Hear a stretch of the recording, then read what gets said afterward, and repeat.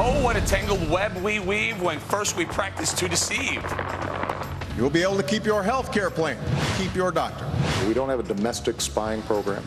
With more promises expected at this Tuesday's State of the Union address, critics asking if his past makes it impossible to trust any new presidential pledges. Plus, this is about freedom of speech.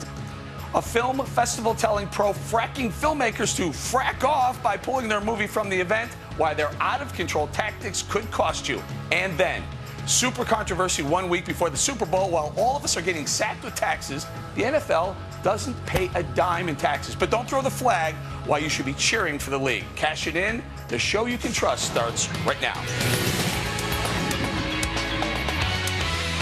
Hi, everybody. I'm Eric Boeing. Welcome to Cashing In. Our Cashing In crew this week: Wayne Rogers, Michelle Fields, Kimberly Guilfoyle, and Jamu Green. Welcome, everybody. You just heard a few examples of President O's broken promises. So Tuesday, the president will deliver his fifth State of the Union address. We've learned that the president will focus on income inequality. So before he makes any new pledges, remember when he promised this. We can settle for a country where a few people do really, really well and everybody else struggles to get by. Or we can restore an economy where everybody gets a fair shot, everybody does their fair share. So let me get this straight. If we just become a little more of a fair share economy, income inequality will vanish. Fair enough. Let's see how it's working out 5 years into his grand redistribution plan. Take a look at this. The year before President Obama took office, the income gap was under $160,000, but under Obama, it has jumped to over $170,000. So, Michelle, guess what's happening here? The income gap is actually growing under President Obama. Yeah, and you know, no one's going to tune in to the State of the Union address because they're tired of these broken promises. I think Americans would rather sit and watch grass grow than listen to another speech from Obama. His greatest achievement for his presidency was Obamacare, and it ended up being a lie, a fraud. People are tired of it. That's why if you look at the polls since November, he has dropped 8 points with the American people when it comes to trustworthiness and honesty, because they know he's just filled with broken promises. It's just a bunch of rhetoric. Yeah, KG, what about that? Can you trust anything the president's any of the promises he's going to make Tuesday night at the State of the Union? No, Obama. That is my answer. No. I mean, if he's saying it, my answer is no. Doesn't sound like a good idea. I don't believe it. And all he's trying to do is basically redistribute wealth, take money from the people that are trying to stimulate the economy. He stifles the free market, business regulations. All of these things are things that we need to change fundamentally the direction that this administration is going. And unfortunately, we're stuck with it for the next few years. But the problem is, at least hopefully Congress can do something to try to stop these ideas that he has. Jimmo, how do you explain a president who has promised to shrink the income inequality gap, yet after 5 years of, I don't know, trillions of dollars, it's actually become wider under President Obama? How do you explain that? Well, I think we have to look, Eric, first at the fact that income inequality has been growing for the past 4 decades. So I'm glad we're actually saying those two words on this show. It is important to be focusing on it. So one, that's what the president is doing by talking about it, bringing it to the nation's attention. And the fact that productivity is up, the stock market has bounced back, you know, our percentage growth GDP is off the charts.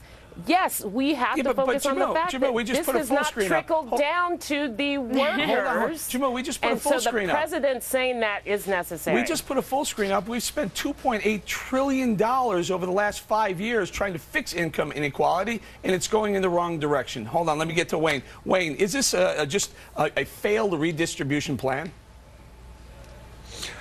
Well, Eric, first of all, it's a bad idea to try to make everybody equal. I mean, equality is the opposite of freedom. You know, you've heard me say many times on this show, equality, Americans are enamored with equality and instead of freedom.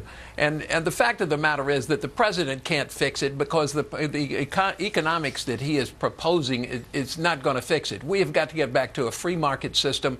That's the way you raise income. We talked about this about a week ago. The 3 bottom nations in the world in this area are Cuba, North Korea, and Zimbabwe. Why? Because they're totalitarian governments. There is no freedom. That's why they're bad. Right. We have got to have freedom in the economy, and a free economy if you're going to raise everybody's level. Specifically, the part I'm concerned with, if we look at our graphic again, yeah, sure, the top 5% income is growing, and that's good. The economy's growing, the GDP is growing, stock market's up, that's great. The problem is, with all the money we've spent, KG, the bottom 5% isn't going up slower, it's actually turned down. Right, and so how does he explain that or justify it? How many other previous presidents is he going to try and lay that carpet under? Give me a break. There's no personal accountability with him or his administration. I haven't heard any new or refreshing ideas that seem to make any sense within any practical business model. In fact, quite the opposite. So that should be alarming. If there was a different president from a different party in office right now, they would be screaming and rioting over those numbers you just stated. Yeah. All right, I want to move on. We don't have a ton of time in this, so I want to move on to the other topic that the president is he's expected probably to speak about, and that's his signature health care law. Now, President Obama, remember when he promised this? What I pledge to do as a candidate and save a typical family an average of $2,500 on their health care costs in the coming years. Well, guess what? That promise not working out either. Studies show families are paying more for their premiums, like $2,500 more. So, Michelle, it's almost comical where he says $2,500 you'll be saving as a family if you just sign Obamacare into law. Here we are, a couple of years into Obamacare, and we're finding out that same number, $2,500, is right, but it's in the wrong direction. It's another broken promise. We saw a bunch of people with individual policies have tons of cancellation letters. And the next wave of people we're going to start seeing are people who are going to have their employer insurance canceled. We saw Target, Trader Joe's. That's the next group. And it's, this is just so terrible. Why do people want to listen to this? They're basically tuned out. If you're a Democrat, why are you going to tune into the State of the Union to listen to basically this guy who promised you everything, who made liberalism look stupid? And now, if you're a Republican, why are you going to tune in to listen to this guy blame you for the problems he created? I think people are just tuning out. All right, Jimmy, what do you expect to hear Tuesday night? I mean, is there anything that you think will surprise us and say, wow, hey, that might actually work? Well, I expect him to, yet again, call on Congress to act on some of his proposals. With all due respect to Kimberly, as much as I love her, saying that Congress should make sure that they are blocking everything that he is doing, that's exactly why we have not seen progress on income inequality. That's exactly why some of the problems with Democrats Obamacare controlled Congress the first 2 years. This they didn't do anything. Why didn't he get stuff passed the first 2 years? Our founding fathers did not create a kingdom for the head of state. So we have to have participation. We have to have compromise. All right, let me bring it to Wayne. Wayne, is there anything you're specifically looking to hear? Is there anything that he's going to say that is going to convince you that in the next year or 2 or 3 till he finishes his second term is going to be any better than the last 5?